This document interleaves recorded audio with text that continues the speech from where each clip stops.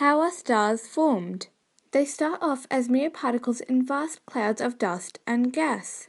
Clouds of gas and dust are disturbed by the gravity nearby phenomena. As the disturbance moves through the clouds, the particles collide and cause clumps to form. A clump contains more mass and therefore a stronger gravitational pull, attracting even more particles or gas inwards from the surrounding clouds. The collapsing clump rotates from the strong gravitational pull and flattens into a disk of gas and dust. As the disk rotates faster and faster, pulling more matter towards itself, its center becomes hot and dense. Over the course of 1,000,000 years, the clump then grows into a dense, small body called a protostar. When the protostar becomes hot enough, its hydrogen atoms begin to fuse, producing helium and an outflow of energy in the process. This is called an atomic nuclear fusion. However, the outward push of its fusion energy remains weaker than the inward pull of their gravity at this point of the star's life. Matter still flows into the protostar, providing it increased heat and mass. Finally, after millions of years, a bipolar flow occurs and blasts away remaining gas and dust from its surface. This is when the star stabilizes.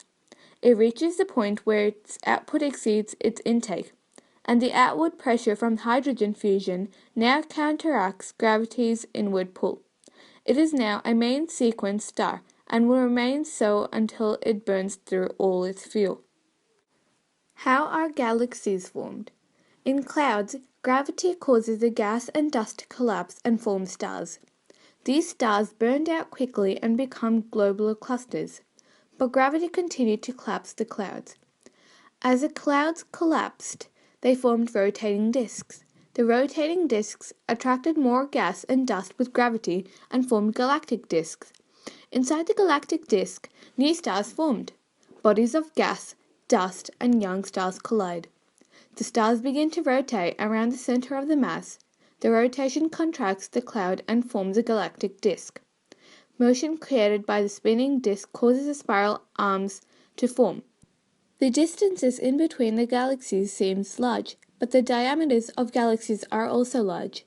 Compared to stars, galaxies are relatively close to one another.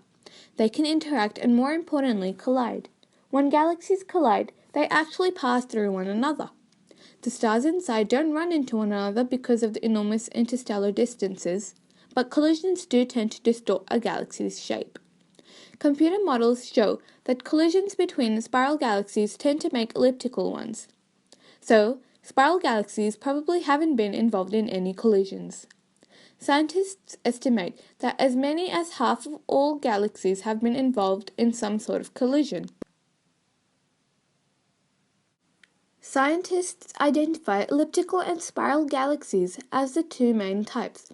However, there are some irregular ones that have unusual shapes, such as toothpicks or rings. Every night when we look up at the night sky, we see stars, and those stars belong to a galaxy called the Milky Way, our galaxy. It has hundreds of billions of stars, enough gas and dust to make billions more stars, and at least 10 times as much dark matter as all the stars and gas put together. And it's all held together by gravity. Like more than the 2/3 of the known galaxies, the Milky Way has a spiral shape. At the center of the spiral, a lot of energy and occasionally vivid flares are being generated. Based on the immense gravity that would be required, explain the movement of stars and the energy expelled. The astronomers discovered that the center of the Milky Way is a supermassive black hole. Black hole is a place in space where gravity pulls so much that even light cannot get out.